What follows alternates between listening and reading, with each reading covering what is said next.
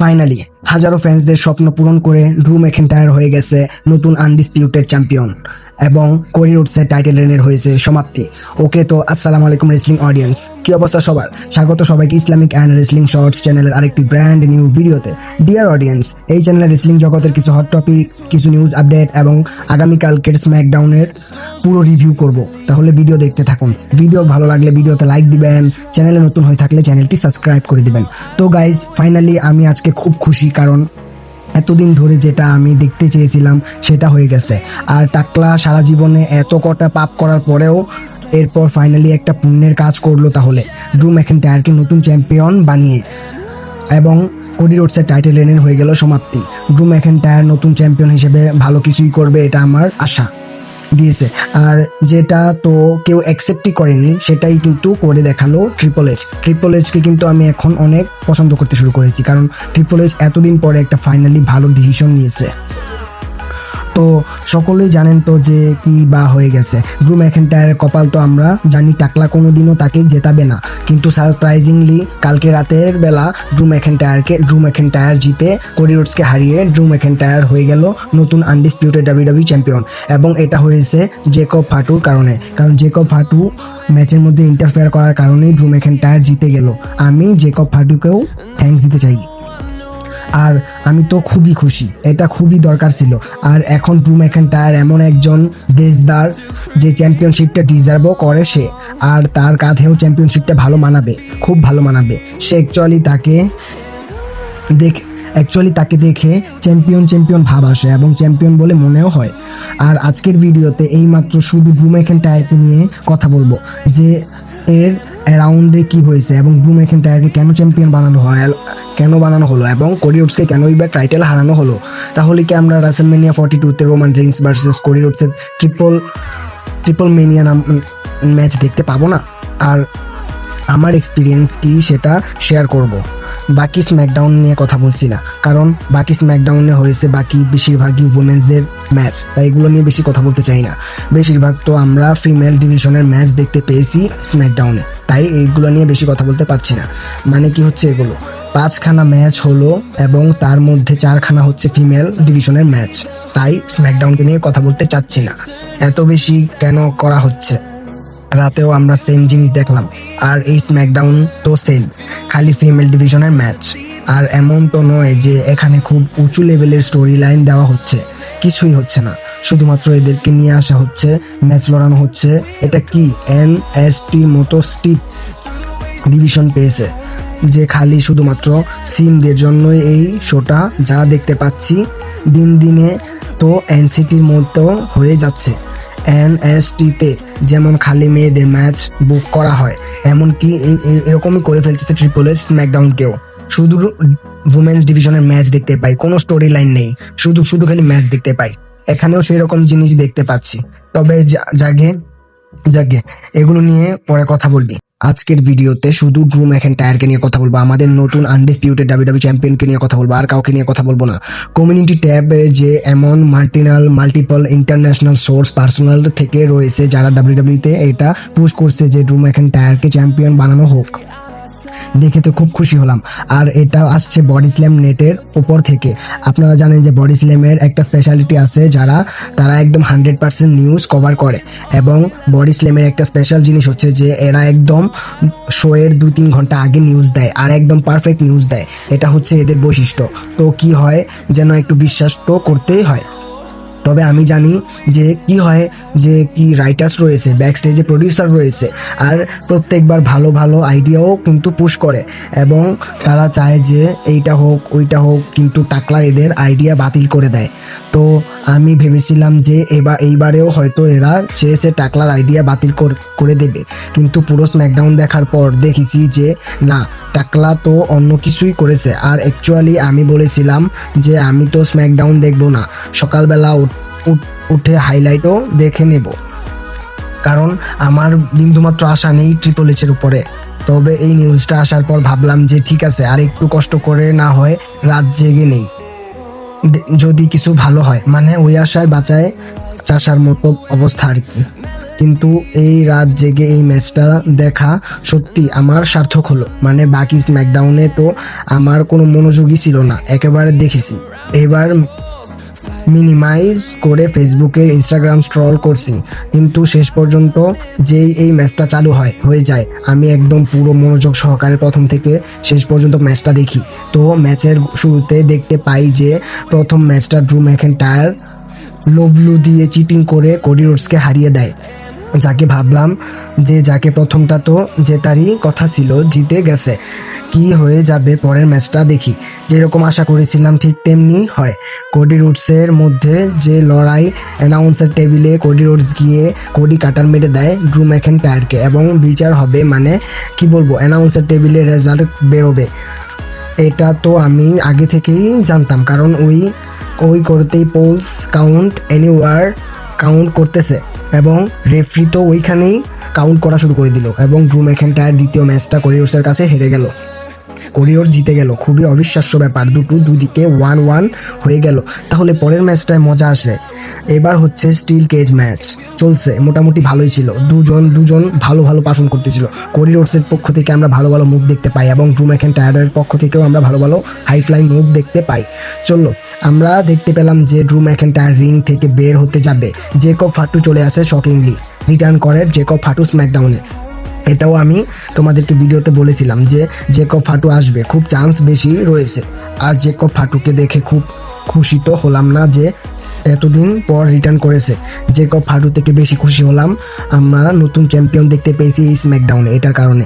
তবে দুঃখীও হলাম না যে এইবার ড্রু ম্যাকইন্টায়ার জিতবে না। তো জেকব ফাটুকে দেখে আমি ভেবেছিলাম যে জেকব ফাটু ড্রু ম্যাকইন্টায়ারের উপর অ্যাটাক করবে এবং কোডি রোডস তার টাইটেল রিটার্ন করে নিবে, কিন্তু তার উল্টোটাই হলো। তো জেকব ফাটু ঢুকেই একদম ড্রু ম্যাকইন্টায়ারকে মারতে শুরু করে দেয়, অ্যাটাক করে এবং ব্রুটালি অ্যাটাক করতে থাকে এবং এবার কোডি রোডস চলে আসে জেকব ফাটুকে থামাতে। সে এসে জেকব ফাটুকে আটকানোর চেষ্টা করে, তো জেকব ফাটু কোডি রোডসের উপরও অ্যাটাক করে দেয় আর ওই সুযোগে ড্রু ম্যাকইন্টায়ার রিং থেকে বেরিয়ে যায় আর হয়ে গেল নতুন আনডিসপিউটেড ডাব্লিউডাব্লিউই চ্যাম্পিয়ন।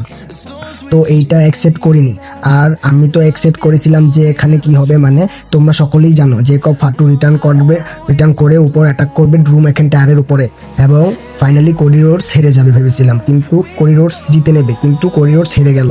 এটা কিন্তু শকিংলি হয়েছিল এবং এটার জন্য আমি ট্রিপল এইচকে ধন্যবাদ দিয়েছি। আর জিতে যায়, কোডি রোডস হেরে যায়, কিন্তু কোডি রোডসের উপরে যে অ্যাটাক হবে এটা কিন্তু অ্যাকসেপ্ট করিনি। আমি ভেবেছিলাম কোডি রোডস থামিয়ে দেবে জেকব ফাটুকে এবং দুইজন মিলে ড্রু ম্যাকইন্টায়ারকে হারিয়ে দিবে, কিন্তু এটা হয়নি।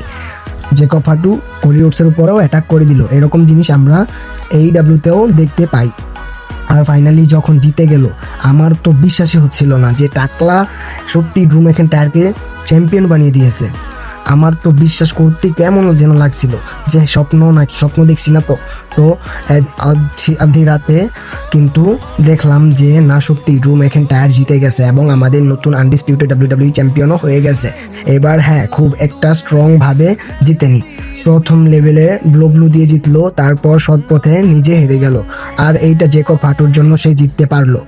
তো যেভাবেই হোক জিতুক না কেন, ড্রু ম্যাকইন্টায়ার ফাইনালি জিতে গেল।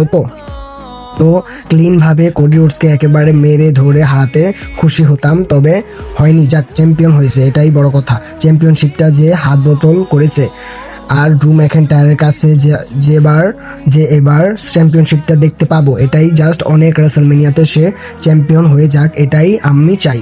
আর জেকব ফাটুও তারপর হা করে তাকিয়ে থাকে যে অ্যাকচুয়ালি আমি কি করলাম এবং কি হয়ে গেল। আমি তো এলাম এক করতে, কিন্তু হয়ে গেল আরেক। কোডির উপর অ্যাটাক না করলে তো ড্রু ম্যাকইন্টায়ার জিতে গেল এবং আমার শত্রু যে জিতে গেল।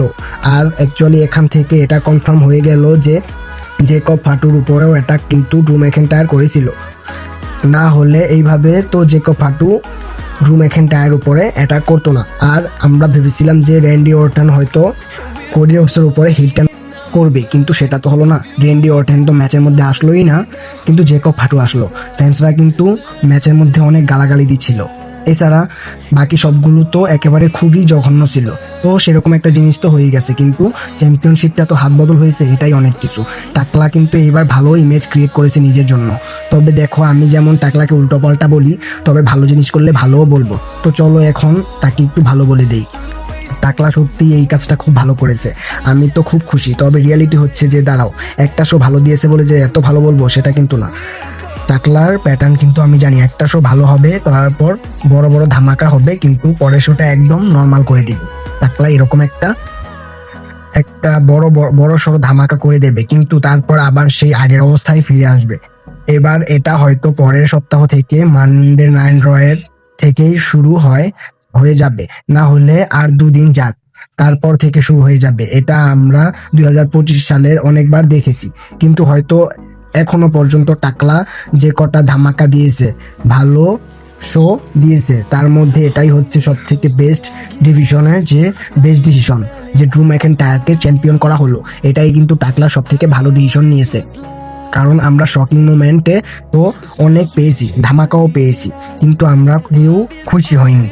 একমাত্র এই একটা মুহূর্ত হলো যেখানে আমরা শকিং মোমেন্টও পেয়েছি এবং খুশিও হলাম। আর ড্রু ম্যাকইন্টায়ার যেহেতু চ্যাম্পিয়ন, তো ভবিষ্যতে আমরা খুশি থাকব যদি তাকে ভালোভাবে বুক করা হয়, মেইন ইভেন্টে চান্স দেওয়া হয়। এবং মেইন কথা হচ্ছে যে যদি ড্রু ম্যাকইন্টায়ারকে কোরি রোডসের যেরকম টাইটেল দিয়েছে এরকম ভাবে যদি বুক করা হয়, আমাদের কিছুদিন পর ড্রু ম্যাকইন্টায়ারকেও ভালো লাগবে না, যেমনটা সিএম পাঙ্ককে একটু বোরিং লাগা শুরু হয়ে গেছে, কারণ সে চ্যাম্পিয়ন তো বটে কিন্তু কোনো রকম ইম্প্যাক্ট ক্রিয়েট করতে পারতেছে না ফ্যান্সদের মধ্যে। সেটাও ড্রু ম্যাকইন্টায়ারের ক্ষেত্রেও হতে পারে, যদি সেরকম স্টোরি লাইন বা সেরকম এফার্ট যদি না দেখায় ট্রিপল এইচ এর উপরই সব দায়িত্ব যে কে কাকে কিভাবে বুকিং করবে। হচ্ছে আমাদের ড্রু ম্যাকইন্টায়ার এত বড় বছর ধরে স্ট্রাগল করে যাচ্ছে, সে ফাইনালি 5 বছর পর চ্যাম্পিয়ন হলো, সে চ্যাম্পিয়নশিপটা জিতলো, যোগ্যতা সম্মানটা সে পেয়েছে, আর সে সত্যি খুব খুশি। দেখে নাও এবার সে টুইস্টও করেছে, নট বোর এট ওয়ার্ক, মানে এতদিন তো শুধুমাত্র ওয়ার্ক করতে করতে এসেছে, সে বোর হচ্ছিল, এইবার ফাইনালি সে খুশি হয়েছে। আর সে বোর হচ্ছে না, কারণ তার কাঁধে WWE আনডিসপিউটেড চ্যাম্পিয়নশিপটা রয়েছে এখন। আর এত হয়ে গেল ড্রু ম্যাকইন্টায়ার, আমরা আরও একটা ভালো জিনিস দেখতে পাই, সেটা হচ্ছে যে নিক অলডিস 4টে ম্যাচ অ্যানাউন্স করে দেয়। এই দেখতে পাচ্ছি মিস ভার্সেস রেন্ডি ওর্টনের মধ্যে একটা ম্যাচ হবে, তারপর ম্যাট কার্ডোনা মানে আমাদের জ্যাক রাইডার সাথে ক্রিক উইলিয়ামের একটা ম্যাচ হবে, ড্যামিয়ান প্রিস্টের সাথে সোলো সিকোয়ার একটা ম্যাচ হবে, আর স্যামি জিনের সাথে ইলিজিয়া ড্রাগনোপের একটা ম্যাচ হবে। এদের মধ্যে থেকে 4 জন রেসলার বেরিয়ে আসবে, আর এই ম্যাচগুলো কিন্তু পরের সপ্তাহে দেখতে পাবো এমনটা বলা হচ্ছে। ও 4 জন বেরিয়ে এলো। এবার রয়্যাল রাম্বলে 1 সপ্তাহ আগে যে স্যাটারডে নাইটস মেইন ইভেন্ট রয়েছে, সেখানে একটা ফেডাল 4-ওয়ে ম্যাচ দেখতে পাবো। তো সেখান থেকে যে জিতবে সে রয়্যাল রাম্বলে ড্রু ম্যাকইন্টায়ারকে চ্যালেঞ্জ করতে পারবে for the WWE undisputed champion. আর এই জিনিসগুলো আমরা বহুকাল আগে WWE-তে দেখতে পেতাম, কিন্তু এখন দেখানো যায় না, মানে বহুকাল বলতে প্রায় 5-6 বছর আগে দেখতে পেতাম, কিন্তু এখন দেখায় না, অনেকদিন হয়ে গেছে। এই জিনিসগুলোই কিন্তু একটা চ্যাম্পিয়নশিপের স্টোরিকে কিংবা কোনো শোকে ইন্টারেস্টিং বানিয়ে দেয়। ওই রকম প্রেডিক্টেবল একটা টুর্নামেন্ট দিয়ে দিল, যেমন জন সিনার ক্ষেত্রে দেখতে পেলাম খুবই প্রেডিক্টেবল টুর্নামেন্ট, গান্থার জিতবে সেটা সকলেই জানে, কিন্তু এই যেটা করলো এই ম্যাচগুলোকে যে অ্যাকচুয়ালি নাম্বার 1 কন্টেন্ডার হবে, আমরা কিন্তু কেউই 100% গ্যারান্টি দিয়ে বলতে পারি না যে আর এইরকম টাইপের টুর্নামেন্ট বা বলতে পারো এইরকম টাইপের একটা ম্যাচ শেষে 3-4 বছরেও দেখতে পাইনি। তো এগুলো খুবই দরকার। এইটা তো আমি বলবো যে টাকলা খুব ভালো কাজ করেছে, যে যাই করুক, টাকলা করুক কিংবা অন্য কেউ করুক, ভালোই কাজ করেছে। যদি টাকলা এটা করে থাকে তো টাকলাকে পারলে একটা চুমু খেয়ে নিতাম সামনে থাকলে, কিন্তু থাক, আমি জানি কদিন পর আবার হাঁকবে, তো যাই পার হোক এই বলতে পারো যে স্যাটারডে নাইট মেইন ইভেন্ট পর্যন্ত আমরা স্ম্যাকডাউনকে ভালো মতো এন্টারটেইন হতে দেখতে পাবো। আর তারপর থেকে ড্রু ম্যাকইন্টায়ার চ্যাম্পিয়নশিপ ও এন্টারটেইনমেন্ট তো ভরপুর হবে না। আর আমি ওইটা দেখতে চাই যে এবার কোরি রোডসের ডিরেকশন কি হবে, সে কি করে কামব্যাক করে, আবার জেকব হাটুর সাথে সে ঝামেলাটা কি করে এবং মেটায়, এটাও দেখতে দারুণ হবে। ইন্টারেস্টিং একটা স্টোরি লাইন পেলাম। উমেন্স ডিভিশনের মধ্যে আলতু ফালতু উমেন্স ডিভিশনের পেছন না দেখিয়ে, সিনদের এন্টারটেইনমেন্ট না করে এইগুলোই যদি দেখাতে পারো, ঠিক করে অনেক ভালোভাবে এগোবে স্ম্যাকডাউনটা। আর আমি তো অ্যাপ্রিসিয়েট করি যে ড্রু ম্যাকইন্টায়ার জিতলো, তারপর এই যে একটা 4খানা ম্যাচের অ্যানাউন্স করে দেওয়া হলো স্যাটারডে নাইট মেইন ইভেন্টের জন্য, নাম্বার 1 কন্টেন্ডারের জন্য ম্যাচ হবে। এটা খুব ভালো আইডিয়া। এতদিন আমি হাইলাইটস পর্যন্ত দেখতে চাইছিলাম না, কিন্তু এবার থেকে আমি প্রতিদিন স্ম্যাকডাউন লাইভ দেখবো। আর এই জিনিসগুলো যদি টাকলা কন্টিনিউ করতে থাকে তাহলে কতই না ভালো হয়। আর এই যে ফ্যান্সরা এত গালাগালি দিচ্ছিল, এইগুলো কিন্তু ফ্যান্সরা কদিন পর ভুলে যাবে যদি সে এইরকম শো দেওয়া শুরু করে, মানে শো পুরো বেকার হয়ে যায়। কিন্তু এমন একটা মুভমেন্ট দাও যেটা ফ্যান্সদের বছরের পর বছর মনে থাকবে, এবং সেই জিনিসটাও আজকে স্ম্যাকডাউনে আমরা দেখতে পেলাম। কিন্তু ভবিষ্যতের কথা তো বলা যায় না, আর আমাদের এক্সপিরিয়েন্স বলতে যে ভবিষ্যৎ খুব একটা ভালো হবে না।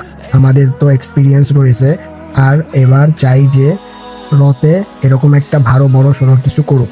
আচ্ছা, যাই হোক বন্ধুরা, এই পর্যন্তই আমার ভিডিওটা ছিল। ভিডিও ভালো লাগলে ভিডিওতে লাইক দিবেন, চ্যানেলে নতুন হয়ে থাকলে চ্যানেলটি সাবস্ক্রাইব করে দিবেন। ধন্যবাদ।